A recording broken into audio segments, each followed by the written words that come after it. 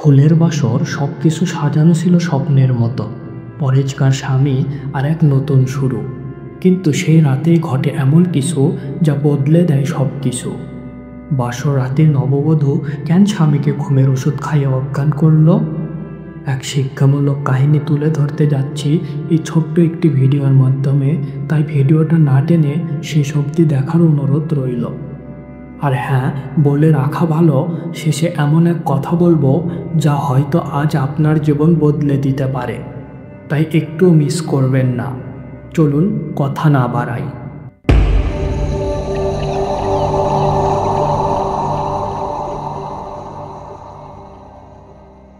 নতুন বউ রিয়াকে নিয়ে সাজ্জাদ যখন বাসর ঘরে প্রবেশ করল, সাজ্জাদ তখন মনে মনে আল্লাহর কাছে শুকরিয়া আদায় করছিল। সাজ্জাদ একজন পরহেজগার ব্যক্তি, ৫ ওয়াক্ত নামাজ আদায়কারী, একজন হাফেজ এবং নিজের চরিত্র নিয়ে অত্যন্ত সচেতন যুবক। তার এই নেক আমলের কারণেই হয়তো আল্লাহ তাকে রিয়ার মতো এক চমৎকার রমণীকে স্ত্রী হিসেবে দান করেছেন, এমনটাই সে ভাবছিল। ঘর ফুলে সজ্জিত, শান্ত পরিবেশ, কিন্তু রিয়ার চোখে মুখে এক অদ্ভুত ভয়, যেন কোনো অজানা আশঙ্কা তাকে গ্রাস করেছে। বিয়ের আগে সে সাজ্জাদকে দেখে মুগ্ধ হয়েছিল, কিন্তু এখন তার হৃদয়ে দ্বন্দ্ব।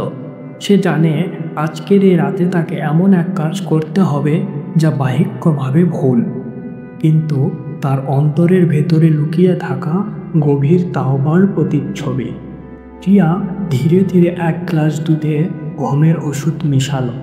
সে জানে এই কাজটা সাজ্জাদের প্রতি অবিচার, কিন্তু সে এটাও জানে সে নিজে এখনো প্রস্তুত নয় সাজ্জাদের মতো একজন পবিত্র মানুষকে স্বামী হিসেবে পাওয়ার জন্য।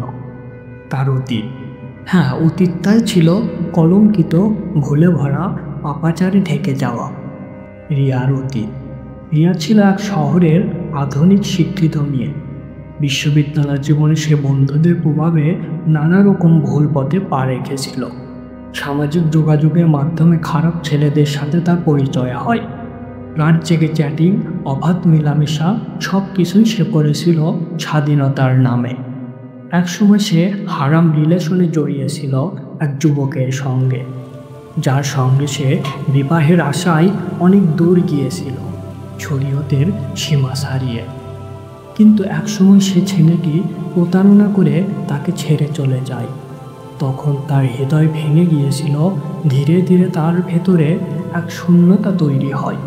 একদিন হঠাৎ ইউটিউবে শুনে ফেলে এক ইসলামী বক্তৃতা, যেখানে বলা হচ্ছিল যে ব্যক্তি গুনাহ করে কিন্তু পরে খাঁটি অন্তরে তাওবা করে, আল্লাহ তাকে এমনভাবে ক্ষমা করে দেন যেন সে কোনোদিন সে গুনাহই করেনি।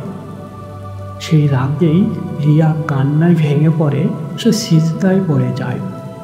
ভরাক্রান্ত মন নিয়ে আল্লাহর কাছে সে দোয়া করে, সে কাঁদতে থাকে, হে আমার প্রভু, আমাকে ক্ষমা করো, আমি তোমার কাছে ফিরে আসতে চাই, আমি আর সেই পুরনো জীবন চাই না। আমাকে এমন এক স্বামী দাও যে আমাকে জান্নাতের পথে এগিয়ে নিয়ে যাবে। আল্লাহ তার তাওবা কবুল করে। এরপর থেকেই সেই ইসলামী জীবনযাপন শুরু করে, পর্দা করে, নামাজ শুরু করে। পরিবারও তার পরিবর্তনে খুশি হয়। একসময় সাজ্জাদের মতো একজন ধার্মিক ছেলের সঙ্গে তার বিয়ে হয়। বাসরাতের সংকল্প। রিয়া বুঝে গিয়েছিল তার অতীত সম্পর্কে সাজ্জাদ কিছুই জানে না, আর সে চায় না কোনো মিথ্যার ভিত্তিতে সংসার জীবন শুরু হোক। আবার সে এটাও জানে এমন এক রাতে অতীতের পাপ নিয়ে আলোচনা করলে সাজ্জাদের মন ভেঙে যাবে। তাই সে ঠিক করল আজ রাতে সে সাজ্জাদকে ঘুমের ওষুধ খাইয়ে দিয়ে ঘুম পাড়িয়ে দিবে। তারপর রাতে সে আল্লাহর ইবাদত করবে, আল্লাহর সামনে কান্না করবে এবং পরদিন সকালে নিজ হাতে লিখে তার অতীতের সব সত্য তুলে ধরবে। রাতের কান্না। রিয়া যখন নিশ্চিত হলো সাজ্জাদ গভীর ঘুমে আচ্ছন্ন, তখন সে নিঃশব্দে উঁচু করে এলো। জায়নামাজে দাঁড়ালো ধীর পায়ে, মাথা নিচু, চোখ ভেজা, তার চোখ দিয়ে ঝরছিল অশ্রু, তবু গভীর যন্ত্রণায় ভরা। প্রতিটি ফোঁটা যেন ছিল অনুশোচনার ভাষা। প্রার্থনায় এক নিঃশব্দ আর্তনা। সে দাঁড়িয়েছিল শুধুমাত্র আল্লাহর রহমতের আশায়। সে পড়তে লাগলো, হে আমার রব, আমাকে ক্ষমা করে দাও এবং আমার তাওবা কবুল করো। নিশ্চয়ই তুমি বহুবার তাওবা গ্রহণকারী, পরম দয়ালু। তার কান্না থামছিল না। জায়নামাজ তার চোখের অশ্রুতে ভেজে গিয়েছিল। সে বলল, হে আল্লাহ, আমি তোমার বান্দাকে ঠকাতে চাই না। আমি জানি সে পবিত্র। আমি চাই সে যেন একদিন সত্যটা জেনে আমাকে ঘৃণা না করে। আমি চাই তুমি তার হৃদয় নরম করে দাও। আর যদি সে আমাকে ত্যাগও করে, আমি রাজি। কিন্তু আমি তোমার কাছে মিথ্যা নিয়ে সংসার জীবন শুরু করতে চাই না। পরের দিন সকালে যা ঘটল। সকালবেলা সাজ্জাদ যখন ঘুম থেকে উঠল, দেখে রিয়া নেই।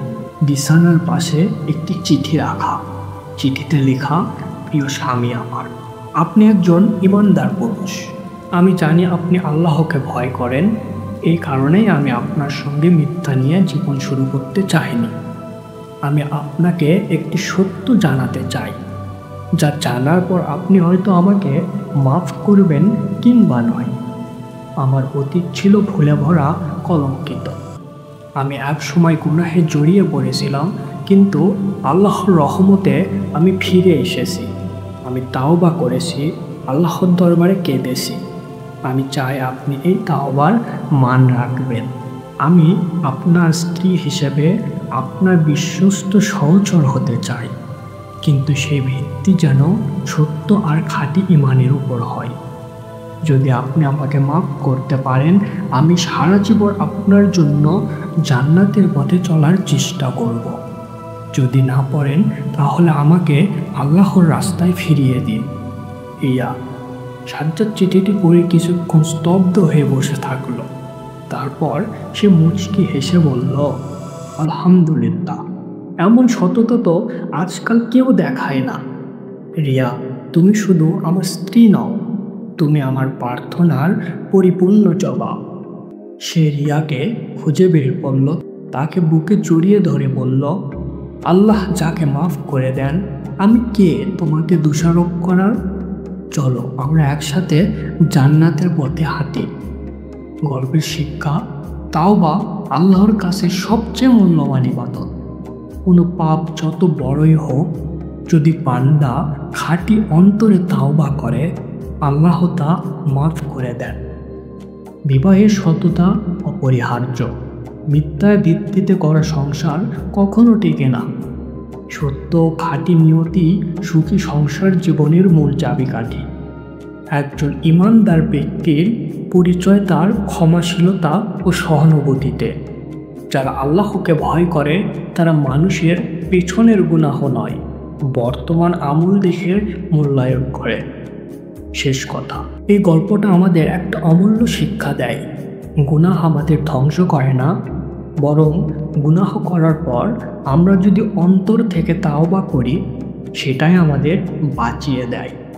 আল্লাহর রহমত এতটাই অসীম যে যে অন্তর থেকে ফিরে আসে, আল্লাহ কখনো তাকে ফিরিয়ে দেন না। এই ধরনের হৃদয় ছোঁয়া গল্প জীবন বদলে দেওয়ার কথা। আর বাস্তবতার আলোয় ঈমান জাগানিয়া বিষয় পেতে সাবস্ক্রাইব করে পাশে থাকবেন। আপনার একটা ক্লিক হয়তোবা অন্য কারো জীবন বদলে দিতে পারে। ধন্যবাদ।